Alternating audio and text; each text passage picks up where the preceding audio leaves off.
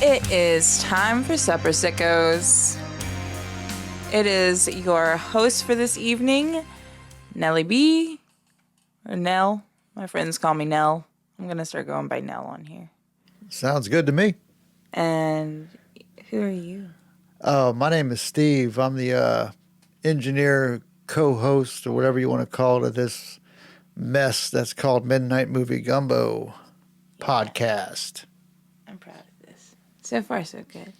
How many episodes are we in now? I don't remember. I don't remember at all, actually. 6 or 7 of them, huh? There's the first one, and then we did, like, the intro. We'll keep going. I don't remember. Then we did Satan Was a Lady, Greasy Strangler. We did Pumped Up the Volume. Stacy. And I think that was about it. Yes. I think that's it, right? Yeah, I believe so. Close enough. Handful. We're getting there, though. You know, slow beginnings. We're getting there. I'm proud of us. This is probably the longest I've ever done a project, period. I'm not really a follow-througher in my past. Now, I feel like we're kind of obligated to do this now, even though I don't know who's tuning in. A couple people, you know, at least as far as our friends. And, you know, now we have other people on the podcast, so we have to follow through. Yeah, I know we have a... And plus, I enjoy this. I feel like it's brought us together more. Yeah, of course. It's a project we can work on. I mean, it's always something that you've wanted to do. It's something that piqued my attention after I got this equipment, so... Yeah. You know what, and the whole, you know what I was really excited for? And it's finally time, because I was like, you know what I want? I want to have a podcast episode for this new Terrifier movie, because I can't wait to watch this movie, the Terrifier 3, and we finally got to watch a trailer, and, like, I'm so, I don't know, I'm not going to theorize too much, because the trailer didn't give us a whole lot. It was more of a teaser than a trailer. It was a teaser. I think they wanted to do, I think I saw somewhere, I didn't fact check it, but I saw somewhere that they wanted to do a full trailer, but then, like, the trailer they had was not airable, like, not even for, like, a red band trailer, I'm guessing. I don't know, but, like, they refused to, like, put that one out. I don't know if that was just bullshit.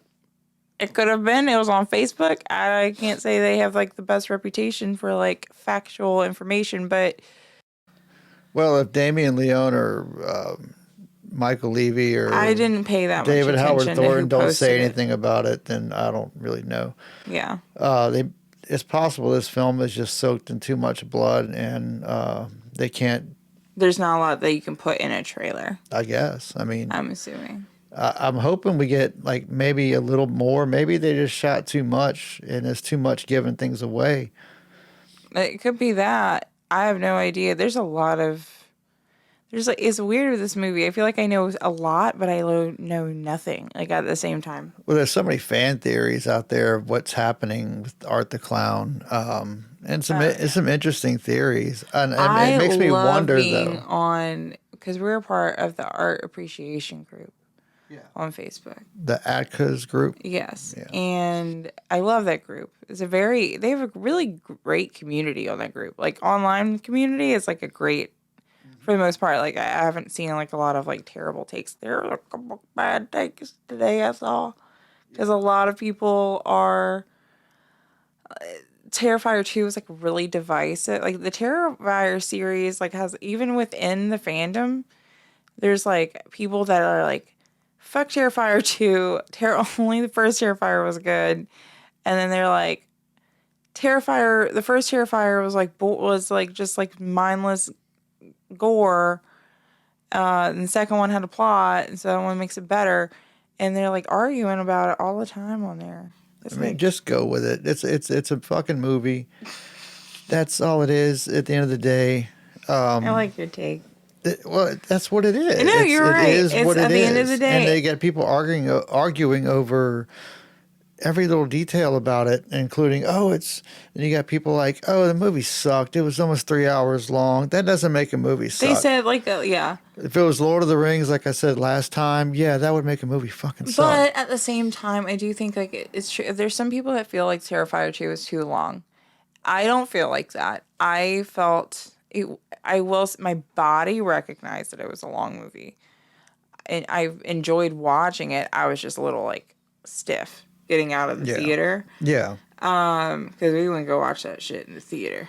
But I will say that I do understand why people think that. I don't have a problem with it, but I do see why some people would have found that like a little long.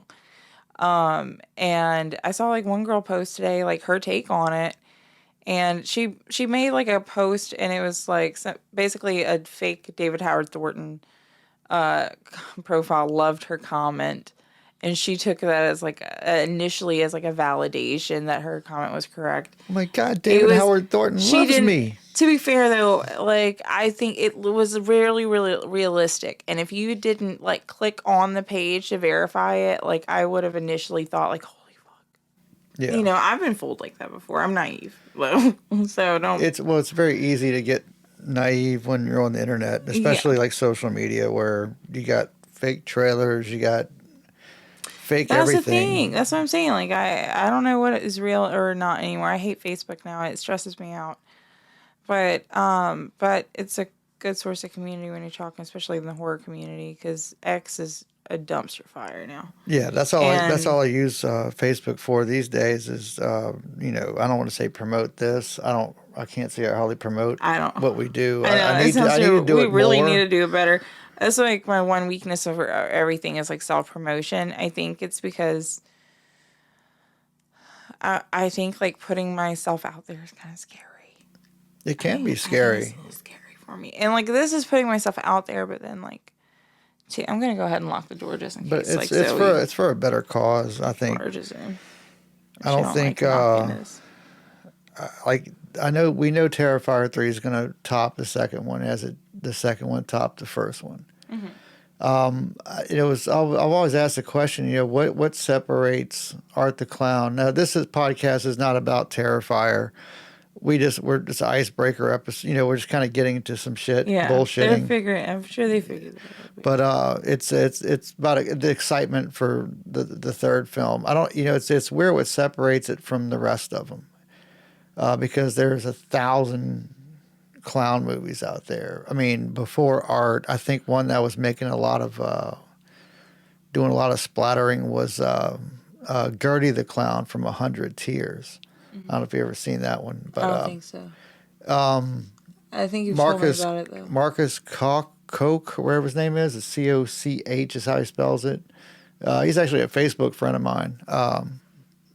But he got after Terrifier hit, the need for Gertie to come back in a second film completely got swallowed up. And, you could tell he's pretty upset about it. He's also, like Damien Leone, he's a special effects guy that got into directing and created a clown, Gertie, I don't think Gertie was an eternal being. I think he was just a psychotic clown. He would carry around this... he was, like, mortal, though. Yeah, well, I think he may have had plans to do something with him, but with Art, it really killed it for him. And you can't, I don't blame the guy if he's a little bit upset about it. I don't think he. So I don't know how he feels about the Terrifier franchise. I really don't. At the end of the day, I think that a killer clown, since John Wayne Gacy, has been a trope. And there's a lot of stuff that isn't quite like original. It's all about the flavor that you put on it that makes it stick out. Yeah. You know what I mean? There's 1 billion killer clown movies out there. And you got fucking juggalos running around everywhere. I mean, I guess. Well, those are horrific in a different way. Yeah. I'm kidding. I actually love juggalos. It's more so like going to like the idea of like going to a juggalo concert makes me really grateful for AC. Right. But and like clean clothes. yeah, I know we were getting into there's a few like TikTok people that are starting to follow my page because I use the word podcast stuff in my on my post now. Yeah. So I decided, well, hey, I'll send them a message and saying, hey, by the way, my wife and I are doing these podcasts, Midnight Movie Gumbo, while they're doing their live streams, and I've noticed that a few of them have been checking us out, and they're also asking about our if we're doing a TikTok page. I said, well, we're in the process of doing video. Here we are. It's our video debut. Yeah. You get to see our lovely faces and our cool mood lighting. I'm digging the vibes. Right. So it's kind of like. And we got, looks like shit. Sorry. Oh, you're good. But yeah, this is the first time doing video. I'm excited. Yeah, basically, I'm a musician, and this podcast started because I was doing recording studio shit. Mm-hmm. To the right of me is a drum set, and above that is some stage lighting, and that's, instead of buying selfie lights or whatever y'all call that shit, I just turned my stage lights on to create mood in here. Yeah. So we're a little blue. You're in our bedroom. This is a bedroom. This is where the magic happens. Yes. Yeah, we were watching the movie last night to review, and magic happened. Yeah. It was nice though. I'm excited. This is I know I say this like every episode. Yeah. I'm pretty sure. But this was a movie I definitely wanted to cover because this was like one of the first psychedelic. Hold on. Sorry about that, folks. We had a little technical difficulty. In the form of a toddler. Right. But okay, so where were we? We were talking about building it, doing the videos and doing TikTok followings and whatnot. And speaking of TikTok, I wanted to include something special today. A little snippet of a video that I saw in there. This, the whole world's going crazy over this Haktua chick, right? And she's cute, she's adorable, whatever. And she recently came out like saying, oh, she's the daughter of a crack baby and all this shit. But there's another guy that I saw on TikTok a few days ago that I think deserves to be just as popular and famous as she is. And I want to play you a little clip of it real quick. Y'all just bear with us a second. I mean, it sounds kind of macabre, but I like to go to visit a country after a terrorist attack. After a terrorist attack, the horse has already left the barn. It's cheap. I was in Istanbul after they had that bombing at the airport. So I went there. Jesus. A bus was supposed to be 50 people. How many people do you think were on the bus? 2. 1. You. So I got the whole tour. And they're like, why are you here? The whole bus. And I stayed at a $300 a night hotel for $30. Oh, my God. I was in Morocco after they chopped off two girls' heads off. And I was on this trail, on the same trail that they were on. So wait, when you read the news of a terrorist attack, you're like, time to hit orbits. You get really good deals, and the security is fantastic. The security is fantastic. It's a militia. Oh, my God. I fucking love that man. You know what, though? I respect the hustle. I respect the good thrift. Oh, God. It's such a great video. Oh, my gosh. I just love that guy. I could watch him all day. I can imagine hanging out with that cat is just, it's got to be a great time. Oh God, I can just imagine. I can just imagine. Sometimes I get jealous of your FYP because you always get some gold ones. I do too. Don't get me wrong, but it's mainly just like I feel like ads because I buy a lot from TikTok Shop, so they know that I'm gonna give them money. Right. And it's like Chapel Roan. Who the fuck is that? Y'all keep saying this fucking woman's name every podcast. I'm like, I thought Chapel. HOTTOGO. What the fuck? It's like Zoe's favorite song. I'm sure. Or one of her favorites. Okay. It's just an icon. She's an icon. That's what she is. Okay, She's that's a what mute she icon. is. She's been listed in every episode of this podcast since we started. Not every episode. Just any goddamn episode. cats again. They just don't shut the fuck up. They don't They shut. just want to be on. They're stars. They're not stars. Oh my god, you gotta put. I'm a star. You gotta put that in here. I don't know. Okay, I'm a star. There it is. No, you know from Pearl. Oh, that. Okay, Yeah. I'll figure it out. But That's what Iggy's saying right now. okay, that's what That's he what said. that means. Gotcha. Isn't this great, folks? Chaperone. We got Chaperone is great. I don't give a fuck Cats. who you are. we got guys that visit terrorist sites and all this fun stuff. This is what this podcast is all about. That's why it's a gumbo. It's It's a weird fucking gumbo. Like, yeah. I've had some weird gumbos. Yeah, I have to.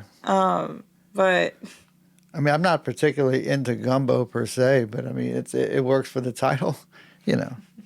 I guess when it's really cold outside, you know. it's really good when it's cold outside. I can't wait for that good like Christmas gumbo. I'm gonna fuck that up with some potato salad. But what we wanted,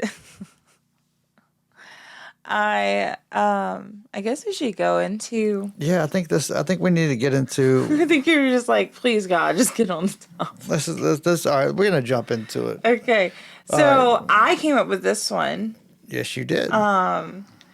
Because this was a movie you showed me when we first got together, and there's a lot of movies you were showing me when we got together. There's a few movies I showed you too.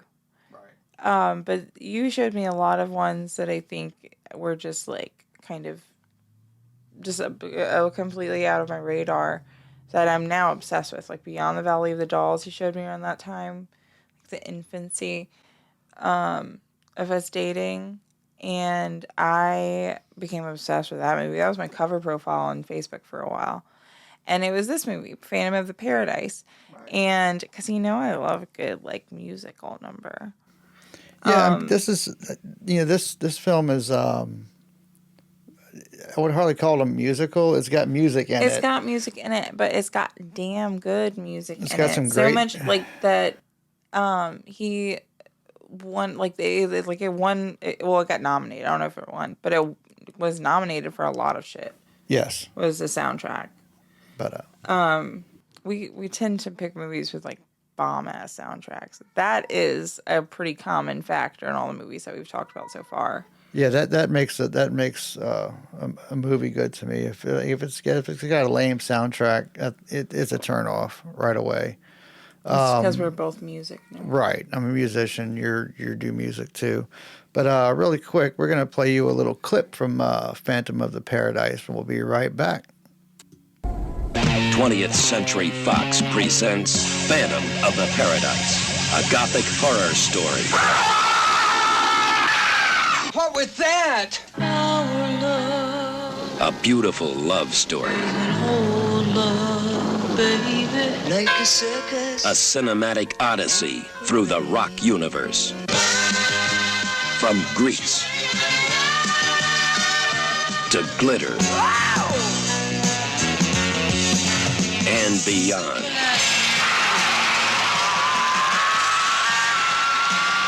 The story of a sound, the man who created it, the girl who sang it, the monster who stole it, and the phantom who haunts the paradise, the ultimate rock palace.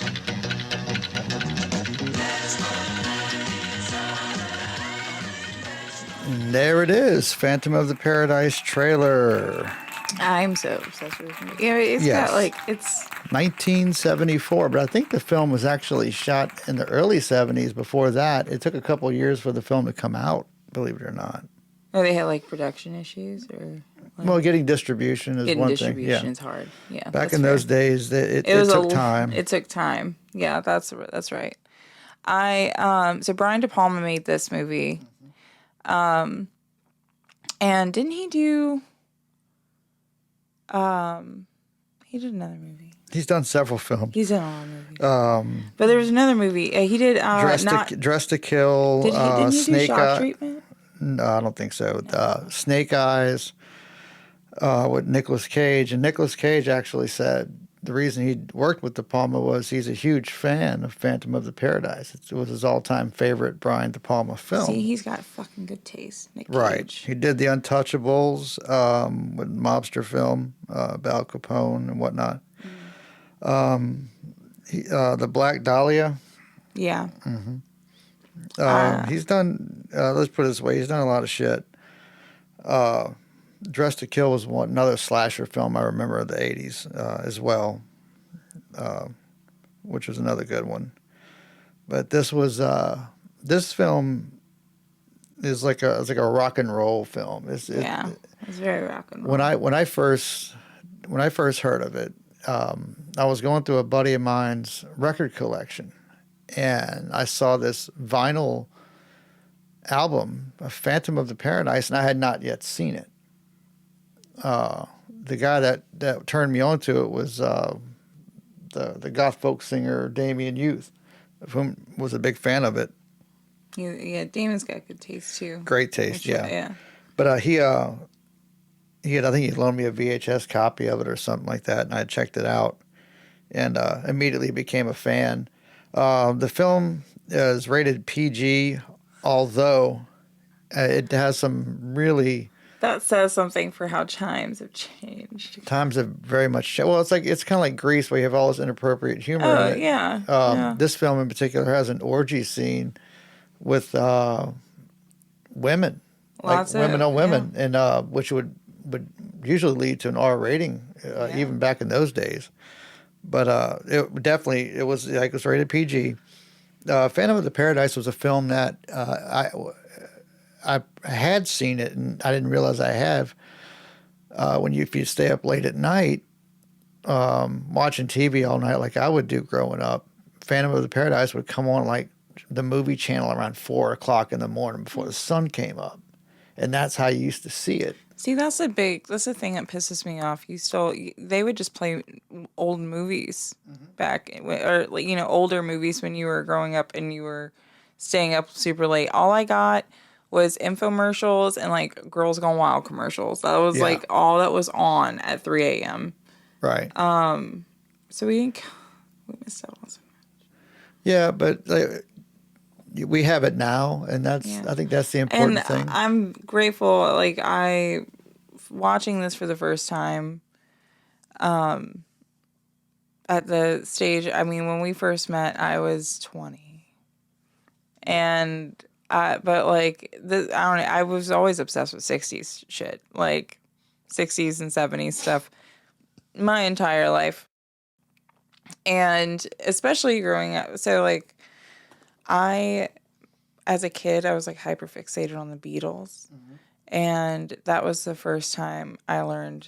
I learned of who Phil Spector was when I was like 13. When that and hyperfixation. Speaking of Phil Spector, that's a big influence behind the movie. Phil Spector was a big influence behind the character Swan, played by Paul Williams, who scored the film and did a great job. Because this soundtrack that we're gonna get into later. Paul Williams is by trade a music producer, and he's a very talented one. He wrote Rainbow Connection for Kermit the Frog. He was heavily involved with the Muppets. That's on all. That song is on every single kid's playlist on my Spotify. Right. I have for and classes. Paul Williams he wrote the Love Boat theme song. He's wrote several theme songs, if I'm not mistaken, for 70s sitcoms and stuff like that. So he was heavily involved in film, and he wrote Old Fashioned Love Song by Three Dog Night, one of his many deals that he's done. So, and he's a great actor. The last film I think I saw Paul Williams in was Rules of Attraction. I don't know if you remember that film. James Van Der Beek was in it. It was kind of like it's a film about like teen stars, and they put them in really dark scenarios. It's like there's like things like taking your own life and stuff like that in this film. It's really, really dark. James, like a drug addicted alcoholic. I probably have seen it because it does sound like something my mom would fucking love to watch. It's considered a dark comedy, but that's the last thing I saw Paul Williams in. There's a great cast in Phantom of the Paradise, though. Yeah. Amazing cast. Like I said, Paul Williams plays Swan, of whom they almost actually got sued by Led Zeppelin's management because they wanted to call it the Swan Song or something like that, which is a Led Zeppelin song, so they had to just name it Swan. Of course, And they had to Zeppelin change would go the for the fucking lawsuit. and Swan basically owns the Death label, and he's the biggest record producer in the world. He, like I said, he was highly inspired by Phil Spector, and the kind of person he was. William Finley, he's the protagonist of the film. Yes. He plays Winslow Leach. And the film kind of starts off with a performance by this group called the Juicy Fruits. They're the reoccurring band. So Swan has his club that he uses to showcase his talent. Swan is in this world, like, I'm assuming like the equivalent of like the Capitol record execs or something like that. Well, maybe not Capitol, but like something like that. And like a Phil Spector. And, the Juicy Fruits are his current call to fame. They're, at the time, when you first catch them, their first song, which is Goodbye, Eddie. He's doing what they call a nostalgia wave, which is kind of what people are doing today, come to think of it. But the Juicy Fruits were, if you remember the group Sha Na Na from that played at the high school dance during Grease. Matter of fact, Sha Na Na was approached to play the role of the Juicy Fruits. They were originally picked, and they turned it down. I wonder if they were offended. No, well, they got the guys that they actually got were performers on. There was a 70s television show called The Midnight Special that came on. You probably have. You've probably seen commercials for the Best of the Midnight Special. Well, they were performers on the Midnight Special. Okay. Which is kind of how they got involved. The Juicy Fruits are basically they're Swan's go-to band. They back up everybody. They're session musicians, is what they are essentially. Yeah. The film opens with their song "Goodbye, Eddie, Goodbye." It's kind of like that 50s doo-wop kind of style of music. It was kind of like a poke at this nostalgia wave that was happening, particularly in the 70s, of like 50s doo-wop music that was coming back. Mm-hmm. And then, and that kind of carried into the 80s with Billy Joel, because he kind of did that. Fucking hate Billy Joel, but let's carry on with that, shall we? He's played every 3 minutes on the radio. There's not a song of his I don't know. It's all been against my will. He's paying these radio stations to play his shit. Never mind. But yeah, anyway, so let's get back on track here. They open. That's one of the first things that you see is this wonderful number that the Juicy Fruits put on, Goodbye Eddie, Goodbye, which is honestly it's not my favorite. I like every song in this soundtrack. Like, I don't think there's a single song on here that I don't just eat up like a big old bowl of ice cream. But it's a very fun scene. The set design in this whole movie, though, is amazing. But in that club with all of that, I really like the vibe of that club with the like light up floor. Anyway, so the Juicy Fruits come out and they do their number, and you see Swan. You kind of get an overview of how he's running things. He's got his head honcho next to him. He's kind of the one who's really running. The head honcho, Philbin, yeah. Philbin, yeah. And that's Swan's right hand man. Philbin is the one in charge of this lineup. And he gets on next after the Juicy Fruits is Leach is what's his name? Winslow Winslow. Leach. Winslow Leach follows the Juicy Fruits as Philbin is talking to Swan Yeah. about an artist that he thinks they need to drop. And you see Winslow, you can kind of hear him playing in the background. And then, And it's a beautiful song. yeah. As they're talking, he and Philbin, his right-hand man, are talking. He stops Philbin from speaking, and he hears something that is that he just can't resist. And It's just such an honest. It's such a beautiful song. yeah, it's like a folk song. I guess He's on the piano. It's acoustic. It's something. It's completely stripped down. It's just Winslow and the piano, which is something so different, I think, than what everything that Swan is about. Swan's about the production, you know, and this was really just a beautiful stripped down, piano piece, called Faust, which is interesting because that was so. When I decided we were going to do this, and the first thing I thought of was like, Phantom of the Paradise has to be related to Phantom of the Opera. I was a choir kid, so I was really into like musicals. And I know I'm probably going to get hate about this.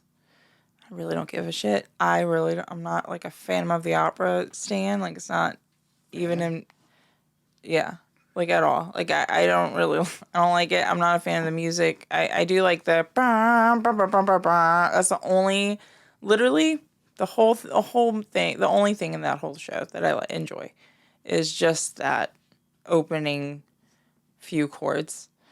But other than that, I was like, it has to be related somehow. Like it can't be a coincidence.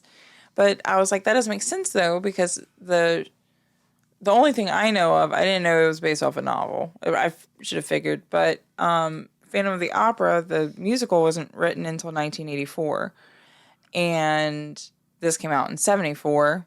So it's a little bit of a little bit earlier than that. So that was based off of a book, actually, called Phantom of the Opera. It was a French novel. And I looked into like the plot of that because I was like, I wonder if that's like similar. And it kind of isn't. It kind of isn't. It does take place in like a similar thing where there's like a disfigured phantom who's living in the theater, who's obsessed with the lead singer over something and helps them rise to fame, and then like tries to covet them but in the book he tries to covet her for himself. But that's not really the case in the movie. Winslow's a much more, he does kind of get intense sometimes, but I can kind of understand being emotional with everything he's kind of go through in the movie. But in the book, Phantom of the Opera, the piece, it only features like one piece that the lead girl, the Phantom wants her to perform in, and it's Faust. Right. Which I thought was like, I know that was like a really long-winded connection, but I don't care. That's why you have a podcast, so right. I can have that long-winded connection. So anyway, but this is my favorite song, actually. Yeah, the Faust. It's gorgeous. It's basically part of some kind of rock and roll cantata thing, or as I would call it, a concept album. Yeah. He's telling the story of Faust, a German magician that sells his soul to the devil for wealth and fame. And this is where I think it connects with the character of Swan, because it's later revealed in the film that's exactly what Swan had done. He had sold his soul to become a famous music producer. Mm-hmm. But that kind of comes into play later on in the film. This song Faust, though, stops Swan in his tracks. So he takes note of it, and he says that he wants to meet Winslow. He doesn't want to meet Winslow. He sends Philbin. He sends Philbin and says, like, we want to talk. He basically, like, gets him to just give him the music and call it a day. They refuse to see him after that. They basically just ghost him. He gets thrown out of the building anytime he tries to talk to Swan about the song that he gave him. And then in one of these times, he sees a bunch of girls there all auditioning. Right. And he hears that his music is being sang and auditioned. So he thinks he's like, oh my God, he's producing it. I got to talk to this guy. I'm about to make some money here. Yeah. Not the case. No. No, he gave Philbin. Well, Philbin asked him, "Let me get a copy of your music, basically all the sheet music and whatnot." And he gives it to Philbin. He gets booted out of the building. Comes back later, and like I said, he walks in. There's a sea of women out, auditioning, doing his Faust, basically.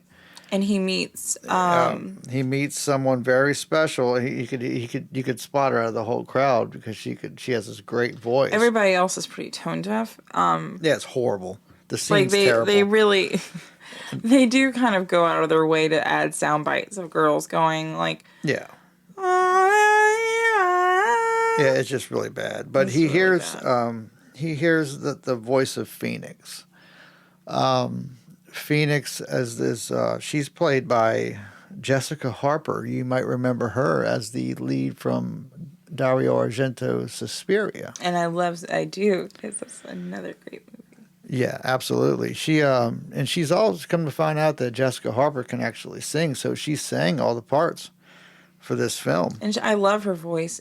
Her voice. So, and because she sings a lot in this movie, but her voice is so like quintessentially like 70s folk artist, and it's just like deep and rich and so awesome. Like, oh my God, it's like a good warm soup on a cold day. They I had just originally slurp it up. had picked out Linda Ronstadt to and play that's the an role icon. of Phoenix. And Linda Ronstadt, I mean, everybody knows who she is. You could hear her on every classic rock radio station every 5 minutes. But they decided to go with Jessica Harper, which was a I think perfect it was a pick. good choice. And the fun thing about Jessica Harper, I was telling you, back when I first signed on to Facebook years ago, before, we didn't have like pages or fan pages, so you had to add people as friends. And Jessica Harper was one of the first people I added as a friend on Facebook. That's so wholesome. Which I'm surprised she accepted it, but I haven't seen her there much these days. But yeah, Jessica Harper. Hope you're doing good, Jessica Harper. Yeah. Yeah, no, she seems, I really enjoy like the chemistry that she had with Winslow, like her character had with Winslow. They had a really, I don't know, it was sweet. It was sweet. So Winslow comes across her practicing, and he's like, oh my God, like you can really sing. And he helps her like figure out, because this is actually like Faust was a very complex song. Mm-hmm. I feel like musically, like if you were listening to it, like as someone with like an idea of like music theory, like, oh, that's kind of tricky.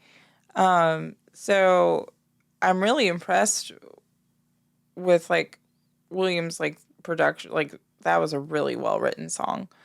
And they have like this little bonding moment, and they're lined up, they're ready to go see him.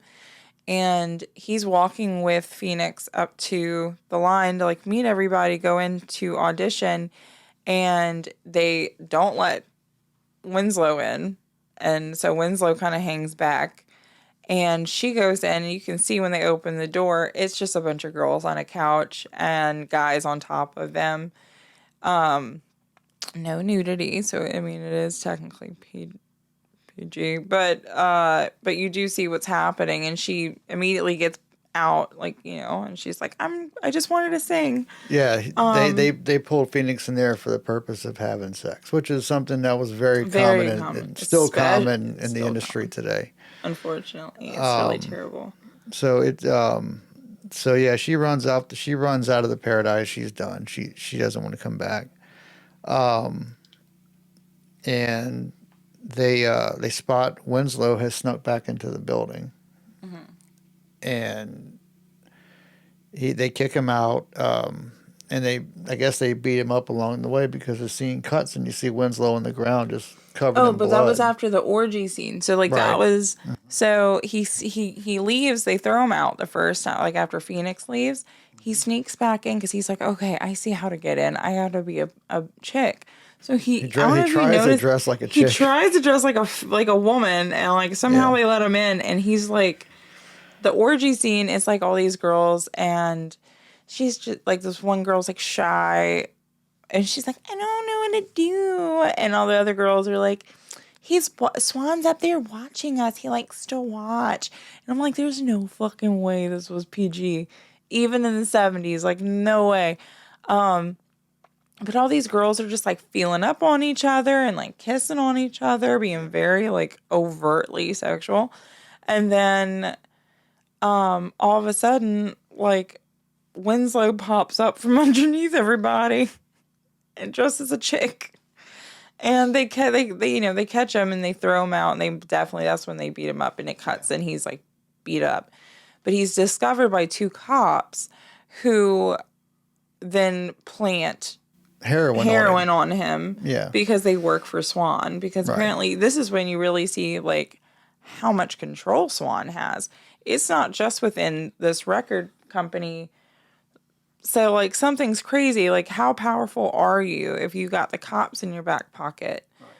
So he gets arrested. Yeah, they send him to prison. And then he goes to this prison, and he is under a Swan Foundation sponsored volunteer program that he did not volunteer for. And it's like several inmates, and the idea is for them to remove their teeth. Yes. And use like metal dentures. Yeah, teeth are a source of infection. Because so they pull out, and he's forced I've never heard of have a prison like this, but yeah, this sure prison, I wouldn't be surprised. Maybe in some other countries, maybe this one. No, I wouldn't. I wouldn't be surprised. But this country is atrocious sometimes. So yeah, there's a shot they cut to a shot where it's like a dolly shot of where the camera's panning, moving towards Winslow. And the inmates are making tiddlywinks. If you notice, the game Tiddlywinks you might not remember that game. I don't remember that game. Well, I'm Generation X, so I do. Tiddlywinks? There's no way that was a real fucking game. Look it up. Oh, my phone's dead. Don't worry about it. We'll look at it. It was a real game. I had it. So yeah, they were boxing up things of tiddlywinks. I can't remember what exactly the game was. This is before iPads, so yeah. I know, it's just like one of the names so cute. That's a cute fucking name for a game. Tiddlywinks. It sounds like a name for a stripper now. Here comes Tiddlywinks to the stage. I would tip her so fucking much. But no, what he does is he overpowers some guards because Winslow Leach is a large man. He looks like in the film he's like 7 foot tall. He's a really tall actor. Yeah.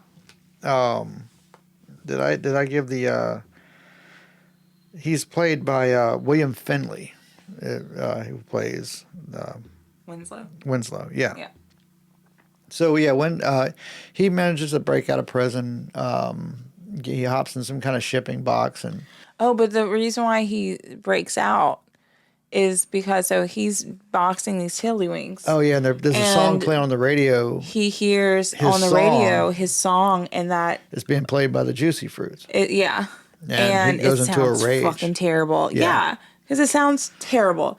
And they're announcing that Swan's gonna open the Paradise, his new theater, with this production.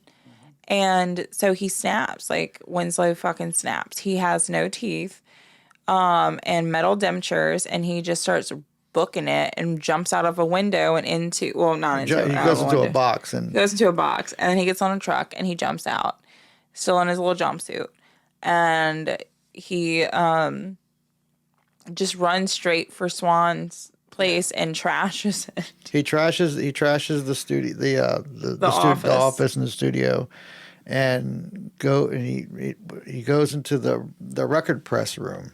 Yeah. And as he's, causing chaos and all this shit, he gets caught into the record press, which smashes onto his face, melting one side of his face. Yeah. Which is interesting because He did such a good job too. Well, he almost did get caught. That was a real record press. Matter of fact, that was at the studio scenes that they shot were at this place called the Record Plant, which is in Los Angeles. It just closed its doors recently. It's a real recording studio. But he actually almost did get caught in that record press. I would have not done that scene a second time. They didn't. They did it. They had it in one take, and the crew managed to pull him out fast, or else he would have been. Ain't melted. No way, bro. That would have been like you getting a stunt double. So he ends up getting half the side of his face burned, and as you can hear the sirens for the cops looking for him, he falls into. The river. He falls into the river, and the newspaper article says that the cops had shot the vandal that terrorized,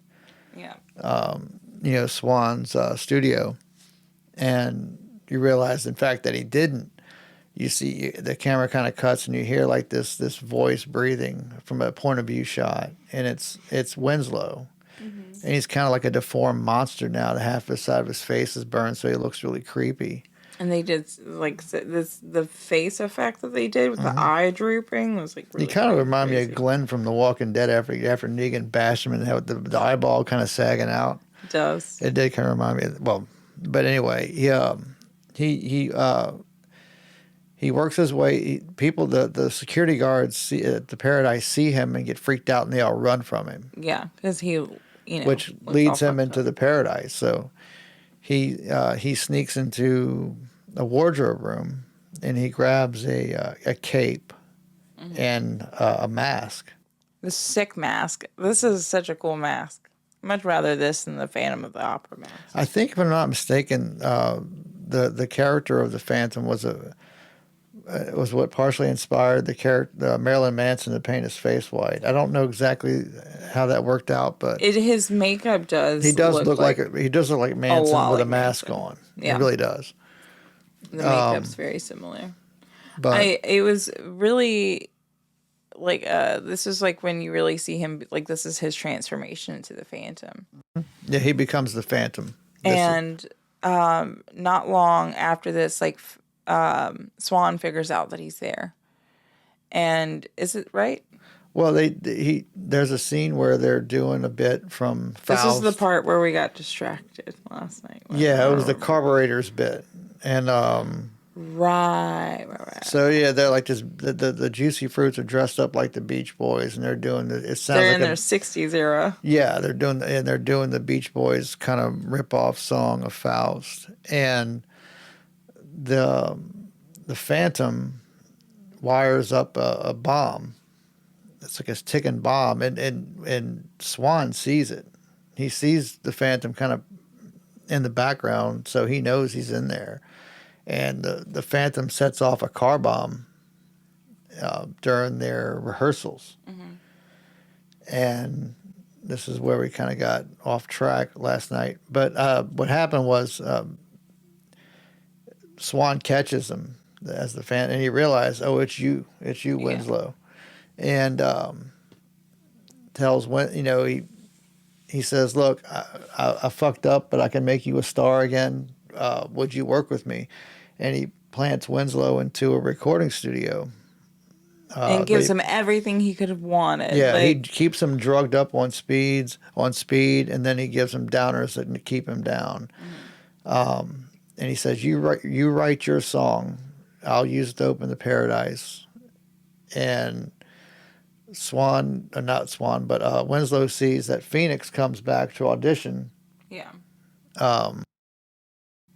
And does one of his songs, and he says, "I will do it for you, but Phoenix has to sing my songs." And Swan, he agrees to it, and he pulls out a contract, which happens to be a contract for his soul. It's not an actual record contract, which comes into play later. Because you have to sign it with blood. Who's signing a record contract with blood? So the Phantom signs the contract. This is why you always have your lawyer proof it. Yeah, because he's perusing the contract and he doesn't understand everything. It's kind of written like almost Legalese. yeah. It's legalese. So he, Swan kind of lies to him and tells him what everything means, and he locks him in a recording studio. Basically, puts bricks over it to where he can't get out. Yeah. Mm-hmm. And he realizes he's. So he does. Swan does not actually hold true to his bargain, and he turns Phoenix into a background singer. Yeah. And he picks out this character. I love it. Played by Garrett Graham. An icon. Yes. 80s. Icon. Beef. Beef. The character of Beef, which is like a glam rocker kind of guy. Yeah. Really terrible. Terrible, but so much fun. He can't sing, but he's a really he's what's the word? Androgynous, I guess you would use. Androgynous. Yeah. Very Wears sexy makeup. though, like thrusting of the hips and going like ow. Yeah. And well, we're gonna jump into Garrett Graham a bit. I grew up watching this guy in several films. The one I remember Garrett Graham the most from was let's see. Used Cars. I'm sure people remember that film with Kurt Russell. Mm-hmm. But the one I remember the most is Terror Vision. He plays swinger father in Terror Vision. I didn't even fucking realize That's that. him, He yeah. does. God, I love Terror Vision. We gotta do that show. We gotta do that movie on this. I really want to do a bit on Terror Vision. I love that fucking movie. Film I would rent several times. It came on television a lot back in the 80s. That shit's hilarious. Which meant I watched it a lot. Oh, the grandpa. Yeah. So, yeah, Garrett Graham, he was a familiar face of the 80s. But he nails it. His out of character persona, when he's not performing on stage, is he's very effeminate. Yeah. And but so sassy. I love it. It's so funny. He also played Bud the Chud in Chud 2. I don't know if you ever saw the sequel to Chud. I have not. You got to see that one. That's my favorite. I don't even think I've seen it. I don't think you've ever seen Chud, but yeah, he played Bud the Chud. That's another memorable character. He did a lot of horror stuff. He was in some of the Police Academy shit as well. But anyway, he plays the character of Beef, of which Swan has picked out to sing the Faust music. Yeah. He's like, this is going to be like the superstar. This is what's in right now. Mm-hmm. And I do also love the music in this area. Because it's Faust, but it's written in a glam, he goes from the Beach Boys into a glam. It goes from So Faust, the way that Winslow wrote it was very acoustic, da da da da da da, very flowing. Yeah, and he auditioned several people before. Yeah, he chose Beef. It was this country guy. Then you had the Supremes kind of group, the trio. Yeah, they have a little montage. And doing in different the greatest thing genres. about that scene was the desk they had that Swan sits in is a big record, like a 45, and it's a hole cut out, and his chair is in the middle where the hole is. Mm-hmm. And the lights kind of turned on and off on each artist conveniently. Yeah.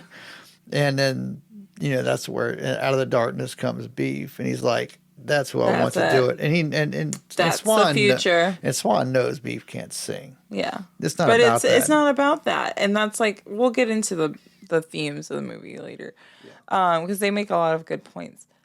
But yeah, so Beef comes on there, and Winslow finds out, and he is pissed. So he's like, I told you, no one is going to be on that stage except for Phoenix. So he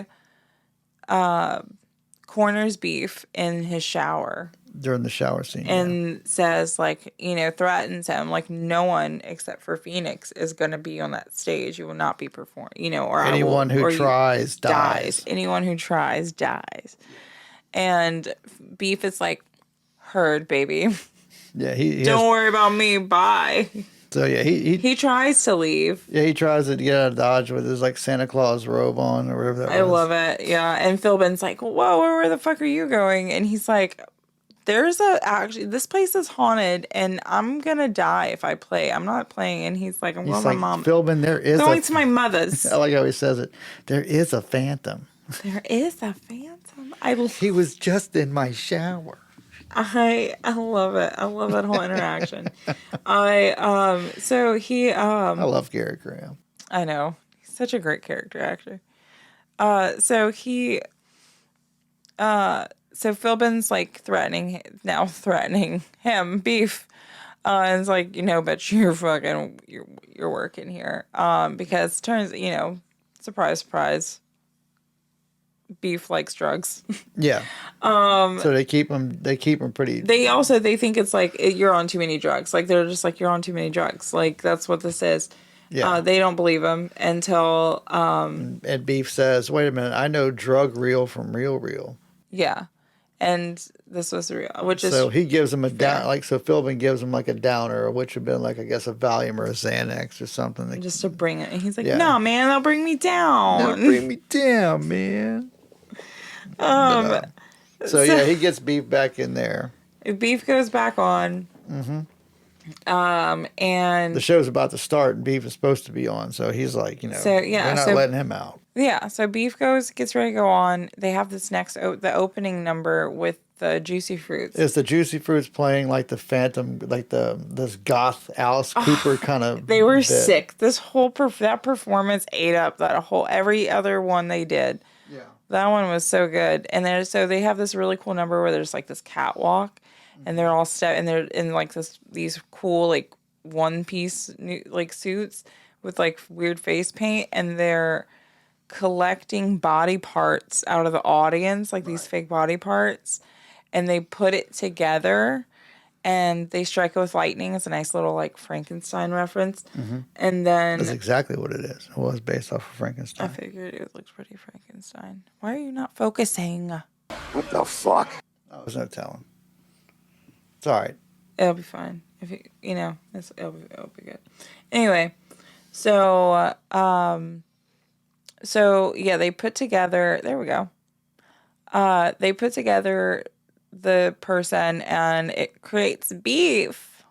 Arrives, and then which is ironic because Beef's in the character.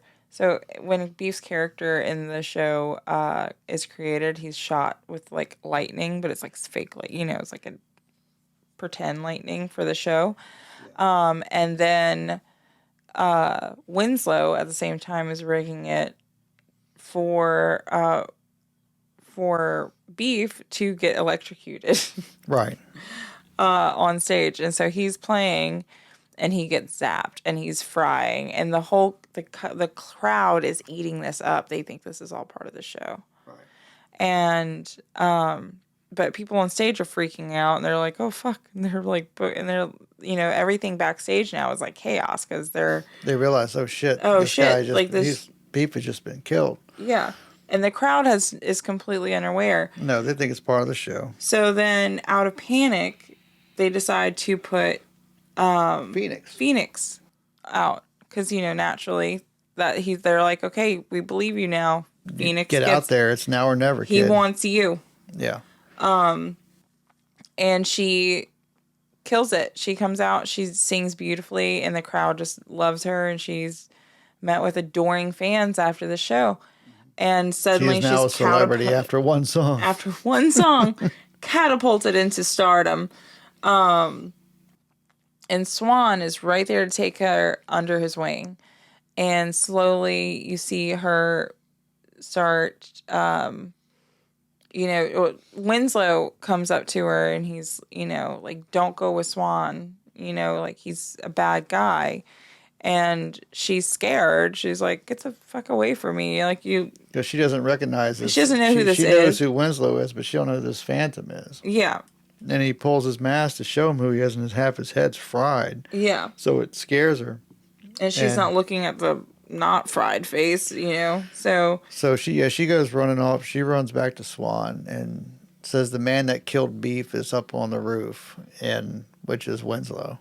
well, yeah.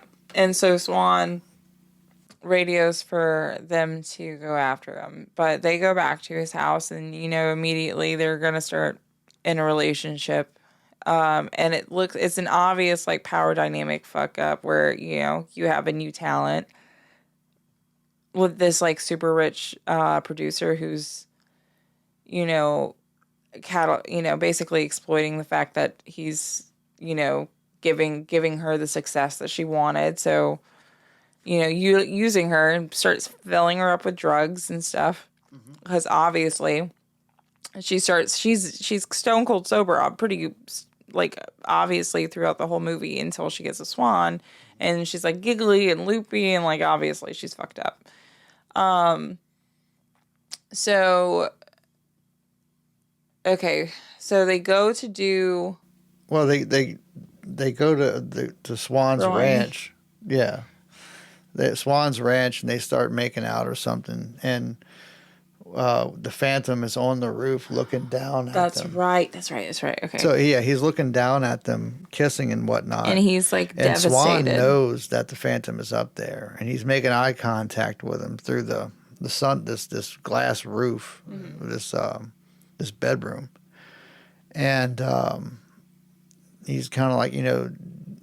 He's just rubbing it in. Yeah, he's just making it worse on him. So the Phantom, he grabs a knife and tries to kill himself. He realizes it's too late. You know, she'll never love him. And as he drives a knife into his heart. He falls off the roof. No. He drives a knife into his heart, and basically Swan comes up there, and he's like, That's right. And then he says, you didn't read you didn't read your contract all the way. This contract terminates with Swan, meaning I have to die, or you won't be able to. Yeah. And so yeah, the Phantom's stuck on Earth. There's nothing he could do unless Swan dies himself. So that and it's basically like, you know, you don't get out of working until I say so. Yeah. Swan's basically, he sold his soul to the devil. That's the whole point. So he is basically the devil himself. Yeah. Which is you know, which is kind of what the Faust concept was about. Mm-hmm. So it's just playing out, which is why Swan connected so much to it. Mm-hmm. That was what he wanted. Yeah. And so yeah, they start to open the paradise and with Phoenix basically, and they try to set up a wedding between Swan and Phoenix. Yeah. In front of a whole crowd. That's it. They're gonna in the show they're gonna include Phoenix marrying Swan. Right. But Swan is also, I think he's just trying to top, like, they had somebody die in their first show. Right. You know, what are you going to do in your second show? Well, someone's going to die in this one. Somebody's going to die in this one. So they're going to have the wedding, and then Swan arranges for a hitman to kill Phoenix the moment they say I do, basically, and they kiss. Because he doesn't see Phoenix as anything other than, like, material to make money off of. Right. So, like, he doesn't value her as, like, a partner or anything, obviously. No. He didn't want her to begin with. It was a deal he made, and yeah, the Phantom had full control over what happened, so he had to roll with it. He had nobody else. And if anything, this is probably just also a last stab right. at Winslow. Well, because he really takes so much pleasure in, like, just ruining this man's life, like, all because, like, Winslow just happened to come in contact with the worst record producer on the planet. Yeah, the world's Phil Spector. Yeah. But Or may he rot. Well, they Winslow finds this vault or this secret room in the house, and it's got a bunch of tapes, reel-to-reel tapes, and one of the reel-to-reel tapes is Swan back in the 1950s about to commit suicide and in the bathtub, and then his reflection starts talking to him, and I guess it's the devil taking shape of his reflection, and says, what if I could make you young forever? And Winslow's watching this video kind of play out, and instead of him taking his own life, he's like, well, I'll tell you what, you use your blood and you sign this contract, and I'll make sure you stay young and famous forever. So we see like where Swan, when he was younger, signed a deal with the devil. But the key was that he also had to watch that video every day. So Swan is very Dorian Gray. If you've read Dorian Gray, he has to, he will stay young forever, and the video will age in his place. Right. But he has to watch the video every day, for it to work. If he doesn't watch the video, it doesn't work. So, if the video gets destroyed. And then if the video gets destroyed, then the magic's undone. Like the spells. The beauty's undone. Yeah. So. Winslow has full access over that video now. Yeah. And what does he do? He destroys it. He burns the fucker to the ground. That's what he does.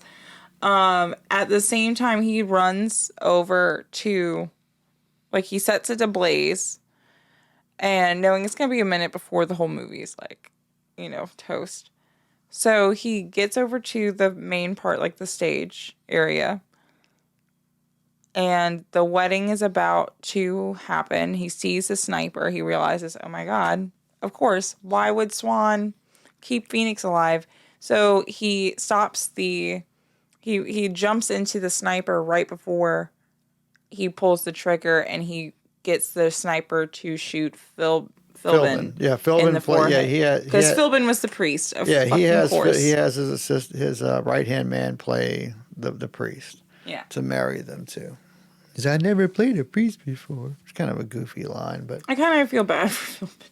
Yeah. No, I don't, but yeah. I kind of was like, he probably was excited to play that role. He was a piece of shit person, and not as a person, but his character was. But, yeah. But yeah, he had they end up he knocks the sniper's barrel loose, and ends up killing Philbin. And immediately, Swan's got a mask on when he comes out to marry Phoenix. Yeah. Because he doesn't get seen in public. Well, no, Swan doesn't, I don't think, shows his face. Well, Swan's got a mask on because I think he realizes that his face is gone.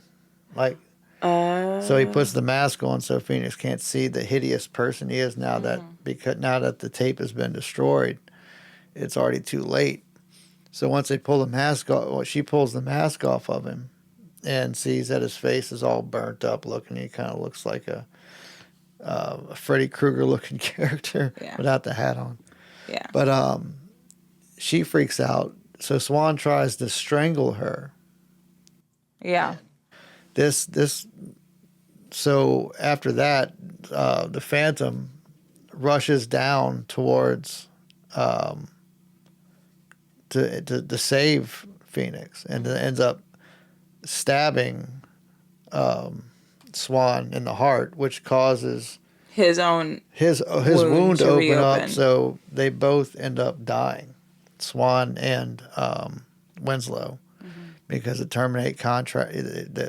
contract terminates with him. And then so he sacrifices his own life to save Phoenix. Yeah. And then Phoenix realizes who the Phantom was. Realizes that she realizes the Phantom is Winslow, it's Winslow. And the shot kind of pans out with her hugging him as he's dying. Yeah.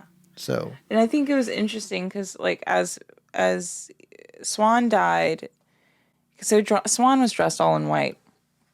for the wedding. And when he dies, the crowd kind of picks him up and carries him like Jesus on a cross. And I think it's like kind of telling how like people view like celebrity in general. Right. Like it was, I don't know. This movie had a lot of really great themes. I mean, I thought the end was a mess. I wasn't particularly fond of the ending. I think it Yeah. was so rushed by the time it got to the wedding sequence, and it was just so much going on, and there's so many people in the shot that it was a messy ending. I'm not saying the film was great. Obviously, the film was great. I just think the ending was just too chaotic to follow. yeah. And No, I they get really that. they really rushed through it, and they did it in this room full of people. There was also a few goofs in that scene too, because the director is seen directing the film from the crowd. He stayed in the shot, so oops, there was one goof. There were several goofs in this film. Obviously, Garrett Graham, who played Beef, couldn't sing, or they thought he couldn't sing.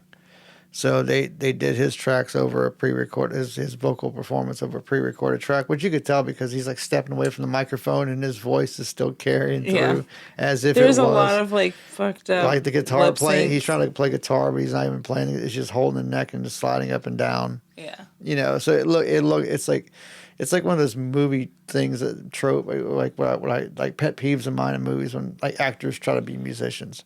I feel like stage. this I movie hate kind that. of gets a little bit more of a pass because, like, I feel like a theme in the movie is that the mainstream music is inauthentic. Right. In other movies, where it's like the artist, like the actor is genuinely trying to portray a musician, and it's bad because they don't know how to actually hold the instrument correctly. Well, Or like they're like super offbeat or something like it's not synced up, and it's quite obvious that they're not actually playing.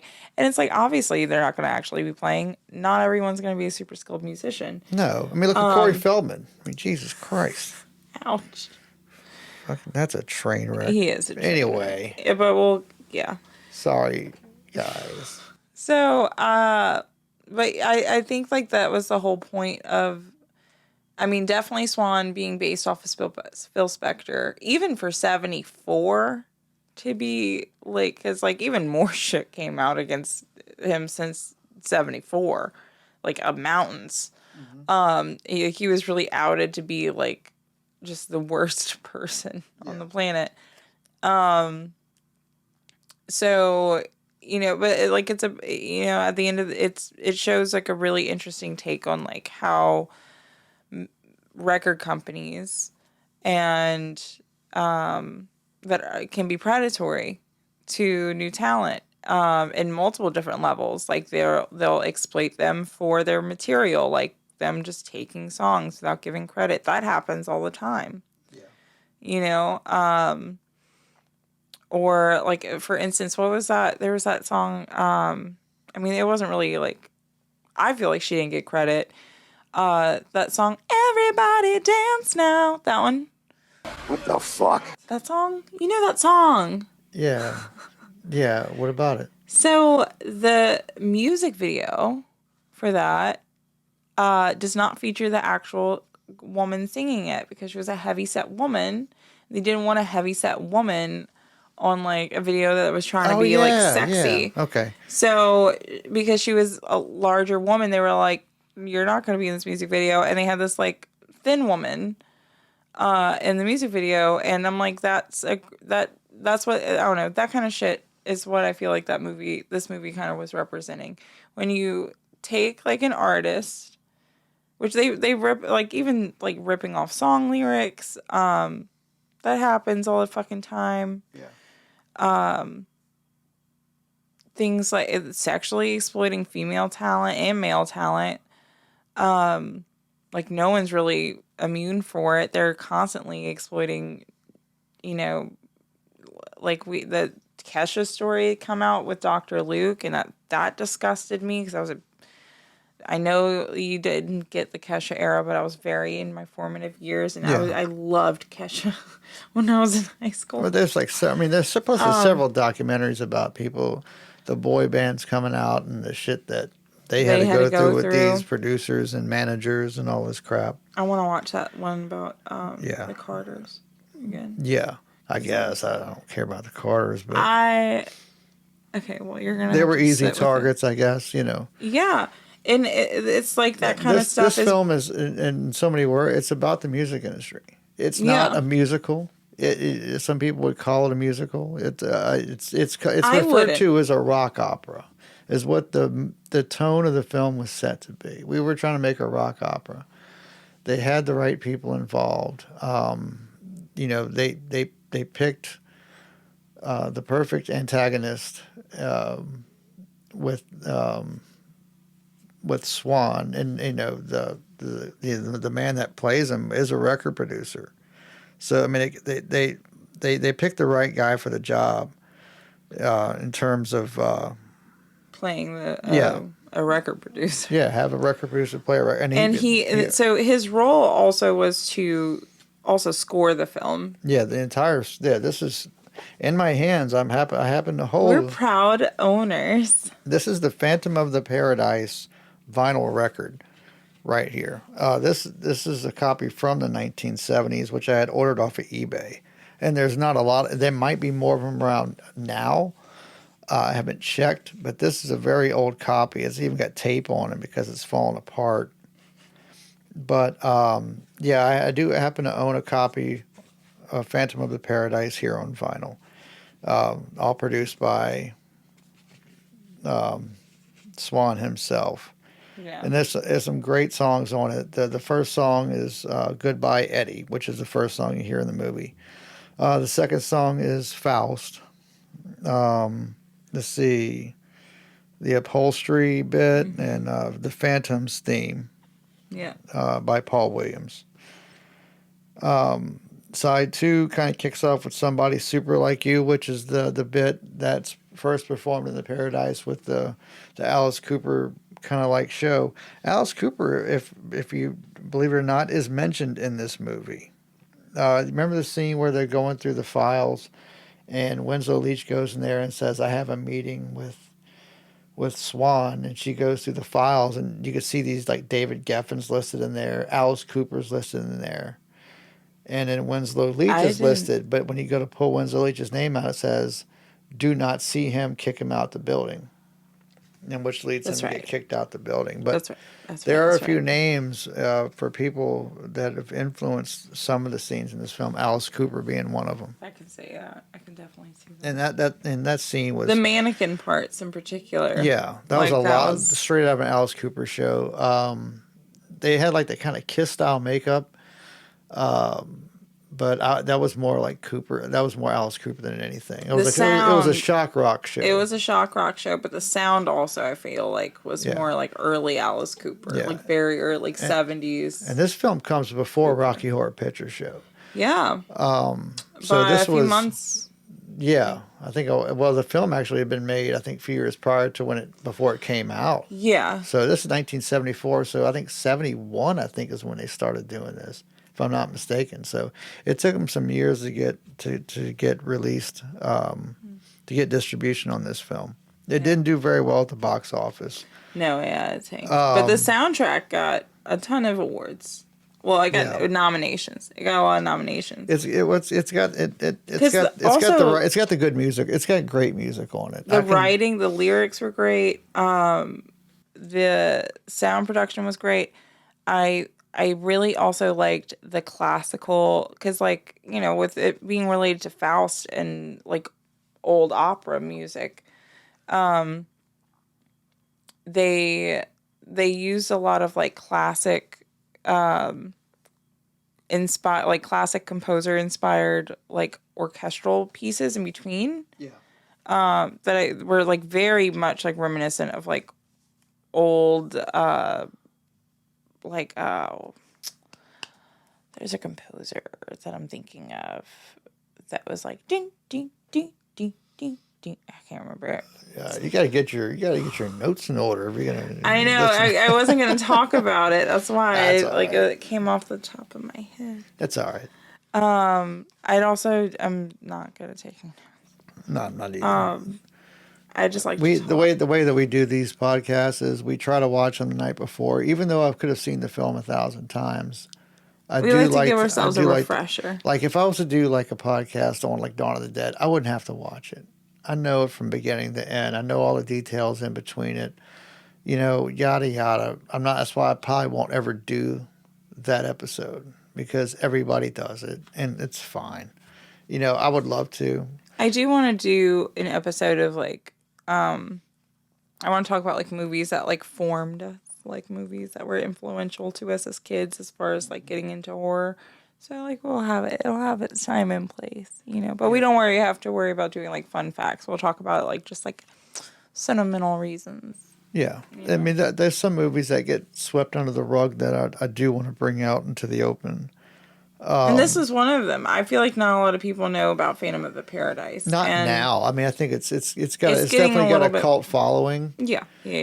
And I've been seeing it getting. I don't know if like because Facebook has like that weird way of like just hearing you talk about shit. Right. And I saw like a random video pop up on my feed that was the orgy scene from Phantom, and I was like, oh, I know this scene. We're about to talk about that. Thought that was interesting that they like just because I have never seen Phantom of the Paradise ever once pop up on any of my feeds. Now I haven't heard anybody else talk about it. There's a few people on my feed that bring it up. They're probably older. They're older. So that's probably why. I mean, this is the film that came out before you were even born. Yeah. My mom was alive. My mom was born. She was just born. Yeah. Actually, yeah. I mean, I wasn't alive when Rocky Horror Picture Show came out. I was getting ready to pop out, but yeah. Happy birthday! Hey. But yeah, this is like I said, this is a good rock and roll film. I went into it thinking it was going to be a horror film. I went into it first watching it thinking it was going to be a shocking film, the way it was described to me. I didn't go into it knowing what the rating was, and really I take rating with a grain of salt, especially films in the 1970s and 80s, because you kind of just don't know PG what back you're then, get. where you were allowed to show, you know, minimal gore, a tit or an ass cheek, and you get like one fuck word, right? And this film's no exception. It's a PG rated film. But there is scenes in it. If you were, I don't think there's actual nudity in there's it. There's no nudity. I think there's a scene with some girl on girl action. But they're forming, clothed. but they are clothed. And there's no like actual like banging. There's some language in it. I think it's definitely you have to be an adult to kind of catch on. I think. Yeah, but there's a slur in the film. You know what the guys in London call a cigarette. You know, I won't go there. They do say that. Yeah, right. But get this cigarette out of here. Yeah. Line. Can I say it? No, we're not. But anyway, yeah, that's pretty much the one time you hear that one. Yeah. But I think like I just am very I don't know. I think that even still today it would probably still get like at least a PG-13 rating. Yeah. You know. I think the film could probably get an R rating. I mean, barely. Like, I think there could be. I could see them doing that depending on, like, I don't know. I don't know if they have any like director's cuts of this film out there where they had stuff they cut out, which could give it a because nowadays they have films that come out in theaters as yeah, you can smell it. It smells like 1974. It does. Doesn't it? It smells like my old library. I farted on it before I gave it to you. You like it? Thank you. No, you'll have some of those waiting for you later. Yeah, I know. I've been holding one in all night. But yeah, this is a great, like I said, this is a great album. I got this off of eBay. It's before you and I got together, actually. So I've had it for quite a few years. And I enjoy it. I do listen to it. It's a bit scratched up. I bought it used, and there weren't a lot of copies available. Mm-hmm. But I'm not ever going to get rid of it. Even if we can't necessarily listen to it. You can listen to it. I think the Goodbye Eddie song has a little skip, but it all depends on. I noticed I have a couple of different turntables here, and I haven't had any problems with skipping on my vintage turntable. So maybe because the counterweight in the back could be a little bit heavier. It's in better shape. We did buy that new stylus for it last couple of years ago, so it really hasn't skipped that much. There is a on the back of the vinyl. I do want to read this before we close out for the night. If you see the back of this album in the center, and signatured in blood from Swan, it says, if I can read this. I can read it. Read it for me, because I can read. I have dyslexia. Yes. You do have your readers on, though. I'm proud of you. Because you usually don't know where they're at. Okay. An invitation. How exciting these satanic 70s. This magical time when reality and fantasy are so cleverly disguised by the media masters. Full color shootouts nightly on all channels.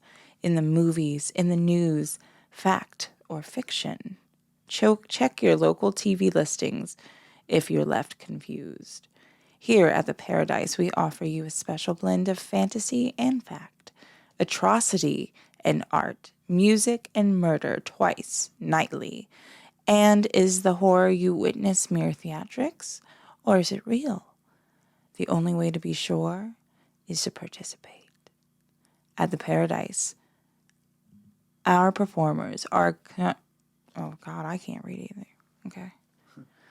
At the Paradise, our performers are contracted to entertain you at any cost. And entertain you they will. Trust me. Swan. You can kind of see it. Yeah. You can only get that on the vinyl, my friends. And that's not a statement I've read anywhere else. I love that. We have it right here. So anyway, folks, yeah, we do have a treasure here. We do. If you enjoy good like 60s, 70s vibes, if you love a good set design, I don't think we got to talk about set design enough. Every second of it was spectacular. Very psychedelic film. Very psychedelic film. If you like good music, if you like a good time, if you like something theatrical and just kind of over the top a little bit. Nostalgia. If you just like good 70s music, because it really got some good 70s tunes in it. Definitely give it a shot. It's available on Amazon Prime. Is it on Prime or for purchase? It's on Prime. I think it's available to watch on Prime. I purchased it. That's how I have it. But it is available to watch, and if you could buy it on Prime. Okay. It might be on Tubi. I'm not sure. When we post our Substack, when we release this episode next week, we will have information on where to watch. Definitely give this movie a shot if you're into those vibes. And, we thank you, Brian de Palma, for putting out such a great movie. Absolutely.